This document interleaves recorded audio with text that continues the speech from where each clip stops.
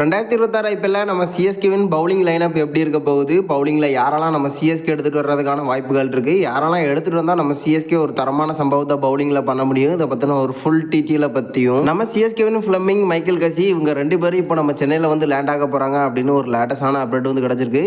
எப்போ லேண்ட் ஆகுறாங்க, இவங்களும் பயிற்சியில் வந்து எப்போ ஈடுபட போகிறாங்க அப்படிங்கிறதையும் இந்த வீடியோவில் பார்த்துடலாம்.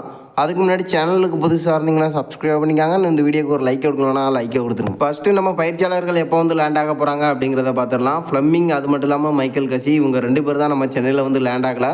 மற்றபடி எல்லா பயிற்சியாளர்களுமே நம்ம சென்னையில் வந்து லேண்ட் ஆகி பயிற்சியில் வந்து ஈடுபட ஆரம்பிச்சிட்டாங்க.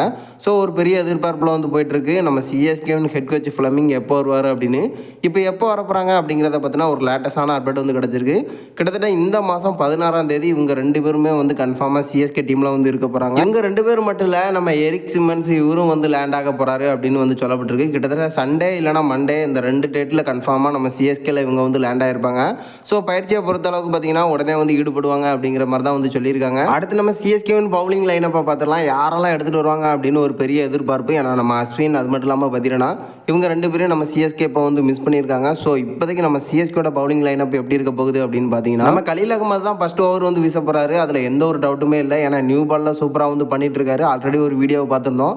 ஆயுஷ் மாத்ரேக்கு எதிராக வந்து பவுலிங் பண்ணியிருந்தாரு. ஒரு ரன் கூட அடிக்க முடியல. அந்த அளவுக்கு பார்த்தீங்கன்னா பவுலிங்கை வந்து பண்ணியிருந்தாரு. கன்ஃபார்மாக சிஎஸ்கேவின் ஃபர்ஸ்ட் ஓவரை நம்ம கலீல் அகமது தான் வந்து வீச போகிறாரு. 2வது ஓவரை பொறுத்த வரைக்கும் அன்சுல் கம்போஜை போன தடவை நம்ம சிஎஸ்கே வந்து யூஸ் பண்ணியிருந்தாங்க. இந்த தடவையும் அதிகமாக வந்து யூஸ் பண்ணுறதுக்கான வாய்ப்புகள் இருக்குது. பட் இருந்தாலும் பார்த்தீங்கன்னா வெளிநாட்டு வீரர்கள் வரிசையில் நம்ம மேத்யூ ஹென்ரியை நம்ம சிஎஸ்கே யூஸ் பண்ணுறதுக்கான வாய்ப்புகள் இருக்குது. ஏன்னா இந்தியன் பிச்சில் சூப்பராக வந்து பவுலிங்கை பண்ணியிருந்தார். இவரும் பார்த்தீங்கன்னா நியூ பாலில் வந்து சூப்பராக பண்ணியிருந்ததுனால இவரை எடுத்துகிட்டு வர்றதுக்கான வாய்ப்புகள் கொஞ்சம் அதிகமாக இருக்குது. மற்றபடி பார்த்தீங்கன்னா அன்சுல் கம்போஜ் அது மட்டும் இல்லாமல் கலீல் அகமது இவங்களை வந்து யூஸ் பண்ணுவாங்க. 10th ஓவரை பொறுத்த வரைக்கும் நம்ம சிஎஸ்கே பத்ரினா வந்து யூஸ் பண்ணாலும் அந்த இடத்துல பத்ரினா இப்போ இல்லை.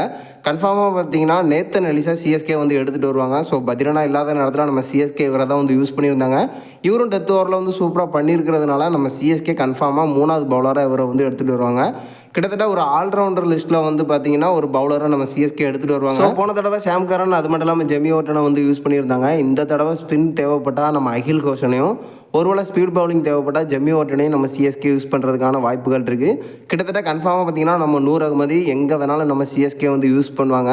இப்போதைக்கு இந்த மாதிரி வீரர்கள் தான் வந்து நம்ம சிஎஸ்கேன்னு முக்கியமான பவுலிங் லைனப்பாக வந்து இருக்க போகிறாங்க. இன்னொரு விஷயத்தையும் சொல்லி ஆகணும், நம்ம சிஎஸ்கே எப்போதுமே ஸ்பின் பவுலரை ரொம்ப வந்து நம்புவாங்க.